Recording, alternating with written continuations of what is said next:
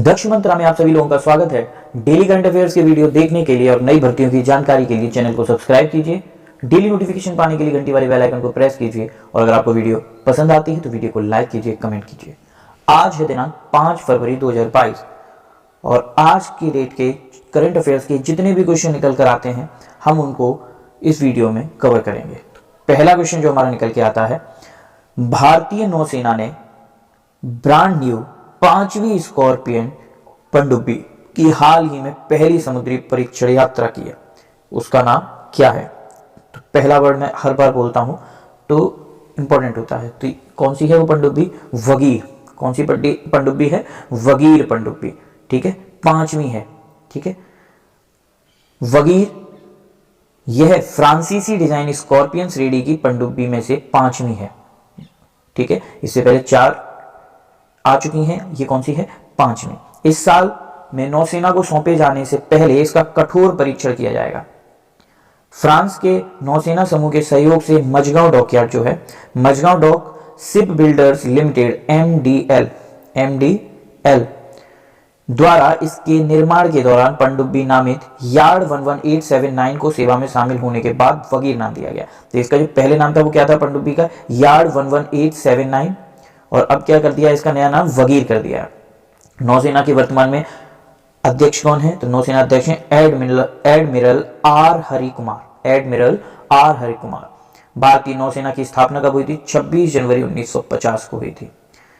Next प्रश्न हमारा, हाल ही में डीआरडीएल के निदेशक के रूप में किसने पदभार संभाला है? तो हाल ही में डीआरडीएल के निदेशक के रूप में किसने पदभार संभाला? वरिष्ठ वैज्ञानिक जीए श्रीनिवास मूर्ति ने।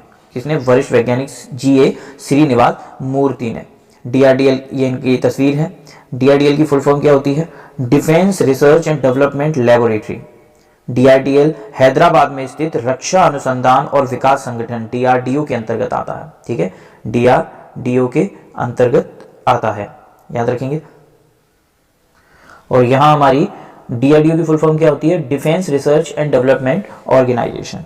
मूर्ति जी ने वर्ष 1987 में डीआरडीएल में शामिल हुए और मिसाइल परिसर की विभिन्न परियोजनाओं के लिए संरचनात्मक गतिशीलता, जमीनी अनुनाद परीक्षण, विद्युत एकीकरण और चेकआउट के क्षेत्र में महत्वपूर्ण योगदान दिया है।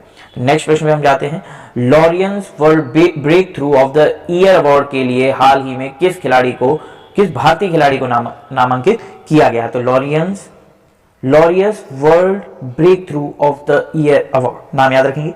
किसे किया गया है? नीरज चोपड़ा को किया गया है। नीरज चोपड़ा को किया गया है, ये इनकी तस्वीर है।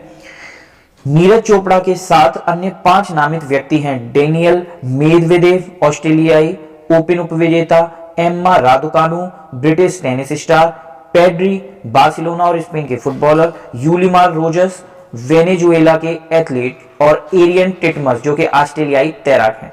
नीरज चोपड़ा टोक्यो ओलंपिक के स्वर्ण पदक विजेता भी हैं। तो ये नाम भी हम नीरज चोपड़ा जी के साथ याद रखेंगे।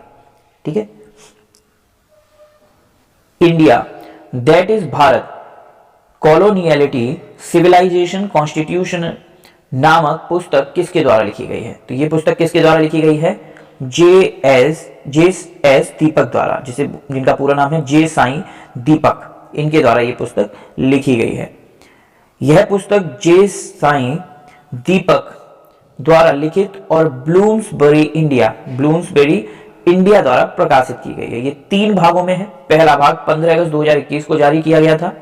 दूसरा भाग जून 2022 में लॉन्च करने के लिए तैयार है, जबकि तीसरा और आखिरी पार्ट जो है इसका जून 2023 में रिलीज होगा। तो ये त्रिभागीय पुस्तक है, नाम याद रखेंगे कौन सा है? त्रिभागीय पुस्तक है, इसके 3 भाग हैं। ठीक है, नेक्स्ट प्रश्न है हमारा, हाल ही में एनएचआरसी की लघु फिल्म पुरस्कार प्रतियोगिता किस लघु फिल्म ने जीती है? तो किसने जीती? तेलुगु लघु फिल्म स्ट्रीट स्टूडेंट ने जीती है। आइए फैक्ट जानते हैं इसके। एनएचआरसी की फुल फॉर्म होती है नेशनल ह्यूमन राइट्स कमीशन, राष्ट्रीय मानवाधिकार आयोग।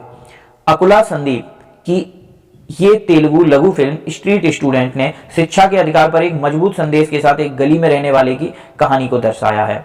ठीक है, अकुला संदीप की स्ट्रीट स्टूडेंट को 7वीं शॉर्ट फिल्म अवार्ड प्रतियोगिता में 2 लाख रुपए के प्रथम पुरस्कार के लिए चुना गया। 1.5 लाख रुपए का दूसरा पुरस्कार रोमी मेतेई के कर्फ्यू को दिया जाता है। तो पहला पुरस्कार किसे मिला? स्ट्रीट स्टूडेंट को, दूसरा पुरस्कार मिला है कर्फ्यू को। ठीक है। नेक्स्ट प्रश्न है हमारा, हाल ही में IUCN ने गुरुग्राम में किस पार्क को जैव विविधता के रूप में नामित किया है? तो जैव विविधता के रूप में किसे IUCN ने किसे नामित किया है? अरावली जैव विविधता पार्क को। किसे किया है? अरावली जैव विविधता पार्क को। ये रामसर जो कल हमने बताया था उसी के अंतर्गत इसका चयन किया गया है। नेक्स्ट इसके फैक्ट जानते हैं हम लोग। IUCN की फुल फॉर्म क्या है? International union for conservation of nature. Haryana के गुरुग्राम में अरावली जैव विविधता पार्क को भारत का पहला, तो पहला वर्ड मैं हर बार बोलता हूं, जहां आ जाता है इंपॉर्टेंट बन जाता है, तो भारत का पहला अन्य प्रभावी क्षेत्र आधारित संरक्षण उपाय OECM साइट घोषित किया गया है। तो पहली OECM साइट इसको घोषित किया गया है, तो याद रखेंगे हम। नेक्स्ट, हाल ही में किस खिलाड़ी ने ICC spirit of cricket award 2021 जीता है? तो ये जीता है न्यूजीलैंड के क्रिकेटर डेरिल मिशेल ने। किसने? न्यूजीलैंड के डेरिल मिशेल ने जीता है। ये इनकी तस्वीर है। आइए फैक्ट जानते हैं। यह पुरस्कार उन्हें इंग्लैंड के खिलाफ उच्च दबाव वाले 2021 ICC पुरुष T20 विश्व कप सेमीफाइनल में सिंगल लेने से इनकार करने के उनके इशारे के लिए दिया गया है, क्योंकि उन्हें लगा कि उन्होंने अबू धाबी के शेख जायद स्टेडियम में गेंदबाज आदिल रशीद के रास्ते को बाधित किया है। ठीक है, वे खुद रुक गए थे। ये मैच मैंने भी देखा था। वह डेनियल विटोरी, ब्रैंडन मैककुलम और केन विलियमसन के बाद यह पुरस्कार जीतने वाले न्यूजीलैंड के चौथे खिलाड़ी बन गए। ठीक है, तो आज तक क्या न्यूजीलैंड के 4 खिलाड़ियों को मिला है, जिसमें पहले डेनियल विटोरी को, फिर ब्रैंडन मैककुलम को, फिर केन विलियमसन को, और चौथे नंबर पे अब किसे मिला है? चौथे नंबर पे मिला है डेरिल मिचेल को। ठीक है, ICC अध्यक्ष वर्तमान में कौन है? तो वो है ग्रेग बार्कले। ICC के CEO कौन है? जॉफ एलार्डेस। ICC का मुख्यालय कहां है? दुबई, संयुक्त अरब अमीरात में। और ICC की स्थापना कब हुई थी? तो 15 जून 1909 में हुई थी। 15 जून 1909 में हुई थी। अगला प्रश्न हमारा, विश्व कैंसर दिवस हर साल किस दिन मनाया जाता है? तो हर साल किस दिन मनाया जाता है? 4 फरवरी को। आइए कुछ फैक्ट जानते हैं इसके। हर साल 4 फरवरी को अंतरराष्ट्रीय कैंसर नियंत्रण संघ द्वारा विश्व स्तर पर इसे मनाया जाता है। इस साल विश्व कैंसर की जो थीम थी, क्लोज द केयर गैप है। क्लोज द केयर गैप है। तो ये थीम अक्सर पूछ ली जाती है कि 2022 की कैंसर दिवस की थीम क्या है? तो कैंसर दिवस की थीम क्या है? Close the care gap. Paris, France में न्यू मिलेनियम के लिए विश्व कैंसर सम्मेलन के दौरान 4 फरवरी 2000 को यह दिन अस्तित्व में आया था, और उस दिन से आज तक 4 फरवरी को कैंसर दिवस मनाया जाता है। नेक्स्ट है हमारा प्रश्न, हाल ही में RBI ने किस बैंक लिमिटेड का लाइसेंस रद्द कर दिया है? तो किस बैंक का लाइसेंस रद्द किया? नासिक के इंडिपेंडेंट कोऑपरेटिव बैंक का। नासिक के इंडिपेंडेंस कोऑपरेटिव बैंक का। नेक्स्ट इसके फैक्ट जानते हैं। भारतीय रिजर्व बैंक ने 3 फरवरी 2022 को independence cooperative bank limited Nashik Maharashtra का लाइसेंस रद्द कर दिया है। RBI द्वारा लाइसेंस रद्द करने का प्रमुख कारण क्या बताया है? कि बैंक के पास पर्याप्त पूंजी और कमाई की संभावनाएं न होना। यह बैंकिंग विनियमन अधिनियम 1949 की धारा 56 के साथ पठित धारा 11(1) और धारा 22(3)D के प्रावधानों का अनुपालन नहीं करता है। DICGC के अध्यक्ष कौन है वर्तमान के? तो वो है हमारे माइकल पात्रा। DICGC के स्थापना कब हुई थी? 15 जुलाई 1978 को। और DICGC का मुख्यालय कहाँ है? तो वो है मुंबई में। ठीक है, नेक्स्ट प्रश्न की ओर हम बढ़ते हैं। 2021 में भारत के व्यापार भागीदार के रूप में किस देश ने शीर्ष स्थान हासिल किया है? तो किस देश ने शीर्ष स्थान हासिल किया है? अमेरिका ने। ठीक है, भारत से जो व्यापार करने में सबसे अग्रणी नंबर पर रहा है वो कौन है? अमेरिका देश।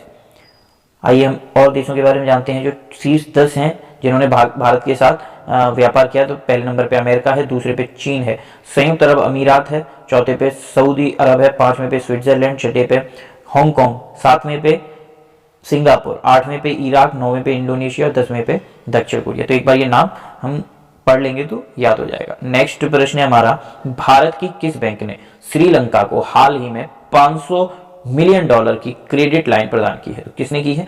एक्सिस बैंक ने प्रदान की है। कितने की?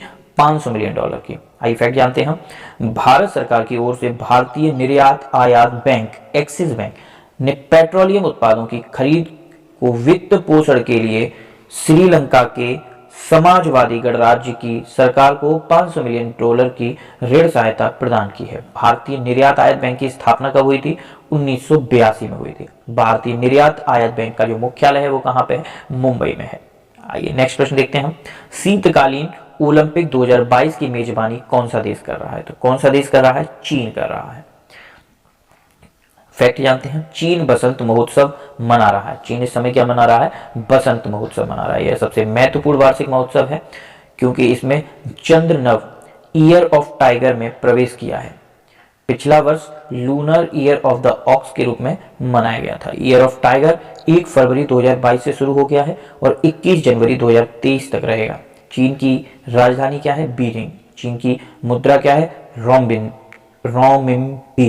क्या है? रोमिनबी, जिसे रंगबिंबी भी बोलते हैं, याद रखेंगे। चीन के राष्ट्रपति कौन है? सी जिनपिंग। कौन है? सी जिनपिंग। आइए अगला प्रश्न पढ़ते हैं। अंतरराष्ट्रीय मानव बंधुत्व दिवस हर साल किस दिन मनाया जाता है? 4 फरवरी को मनाया जाता है। किस दिन मनाया जाता है? 4 फरवरी को मनाया जाता है। तो अंतरराष्ट्रीय मानव बंधुत्व दिवस, international day of human fraternity, world interfaith harmony का एक हिस्सा है। जो वर्ल्ड इंटरफेथ हार्मनी वीक जो चलता है उसका एक हिस्सा है, जिसे फरवरी के प्रथम सप्ताह के दौरान मनाया जाता है, जैसा कि 2010 में संयुक्त राष्ट्र महासभा द्वारा घोषित किया था। तो 2010 में घोषणा की गई थी और फरवरी के पहले सप्ताह में मनाया जाता है। किसके अंतर्गत? वर्ल्ड इंटरफेथ हार्मनी वीक के अंतर्गत इसे मनाया जाता है। अगला हमने कल बोनस प्रश्न पूछा था कि NLMC का पूरा नाम क्या है? तो NLMC का पूरा नाम क्या है? National land monetization